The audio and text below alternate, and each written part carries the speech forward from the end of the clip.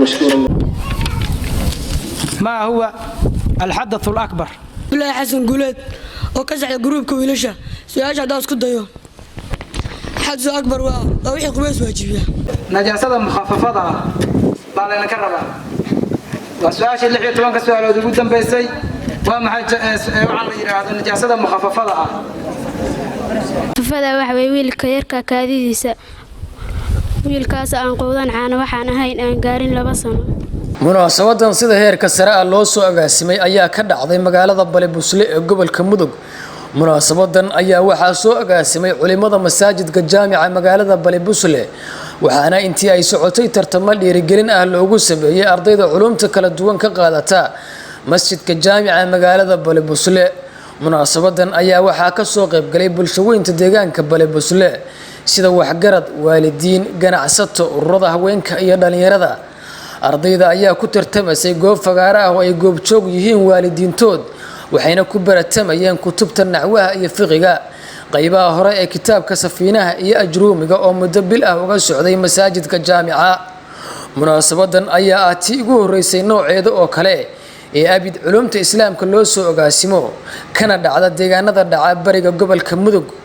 intii ay socotay munaasabada tani waxaa kalmada dhiirigelin iyo waana isugu jira ka jeediyay waalidiinta ardayda, odayaasha deegaanka iyo culimada masjidka jaamica. waxaana hadalladoodii kamid ahaa islaamka assalaamu calaykum waraxmatullaahi tacaala wabarakaatuhu.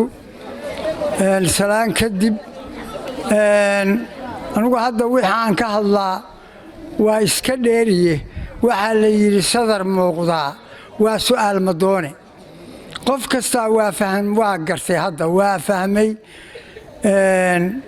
darsiga hadda la akhriyay muddaduu socday bishii Ramadaan kitaaba 3 oo iska mawaacida ah baa la akhriyay hadda tartanka kuma jiraan.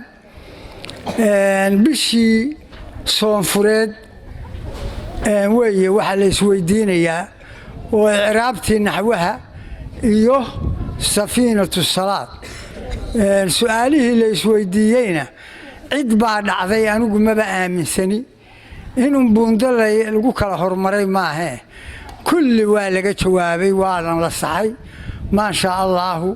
dadka ka jawaabayaana waa dadkaad aragtaan da'dooda iyo filkooda iyo kuwa la mid oo hadee iyo siday wax u gartaan.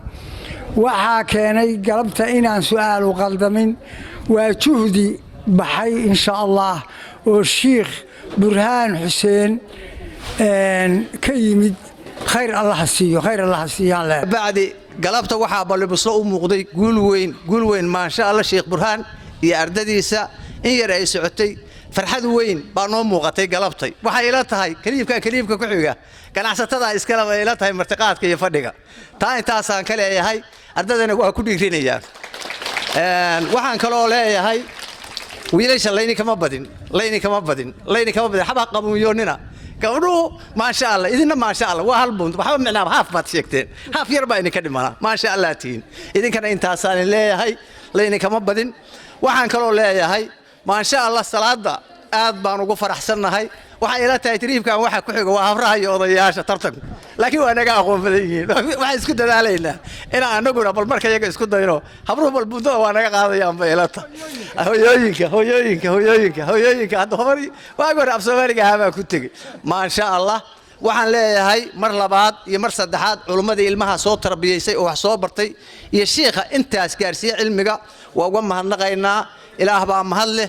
mar labaad iyo mar saddexaad bismillaahir rahmaanir rahiim. salaamay dhammaan waxaan salaamayaa mashaayikhda guddiga ee tartamayaasha ardayda labada group ee tartamaya gabdhaha iyo wiilasha kala ah hooyooyinka haddii ay ku roon yahay hablaha yaryar ee hadda soo kacaya.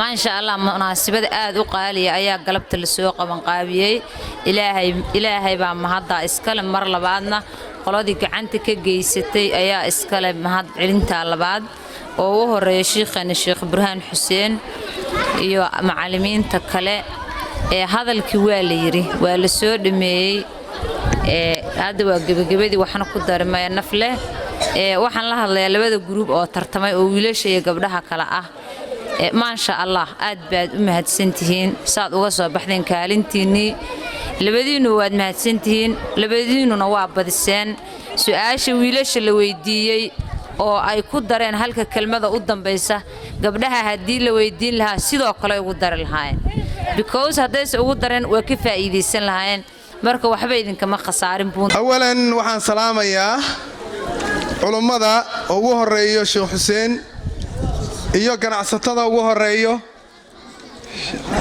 Sheekh Maxamed Cabdi Saciid dadka magacyadooda ma aqaan raalliga ahaada waalidiinta dhammaan maamooyinka iyo aabayaasha fadhiya dhalinyarada tartamaysa dhammaan waa salaamayaa assalaamu calaykum waraxmatullaahi wabarakaatuh bacda salaam dee culimmadii iga horreysa hadashay iyo waalidiintii iga horreeyey ku soo dhow insha allah aanu jecel lahay inaanu juhdigaasna sii wadno haddii rabbi idmo laakiin dee far keliya fool ma dhaqdee soomaalidu ku mahmaadaan teeda kale waagi hore waxaa la ohan jiray ardaygu qur'aanka markuu baranayo waa inuu 5 arrimood helo yacni hooyo qabanqaabisa waa inuu helo aabe quurana waa inuu helo macallin tajwiidka yaqaano qaari'ana waa inuu helo inaan fasaxno inay yacni hammi ee wax ku bartaan hadda markii naloo keenayay habeenkan kutubta bilaabaynay xilligan bilaabaynay qof walba jiitan buu ahaa xalayna waxaan kala saari weynay ciddii tartanka gali lahayd iyo ciddii hari lahayd samafale cabdi warbaahinta wadaagsin magaalada Bale Busle.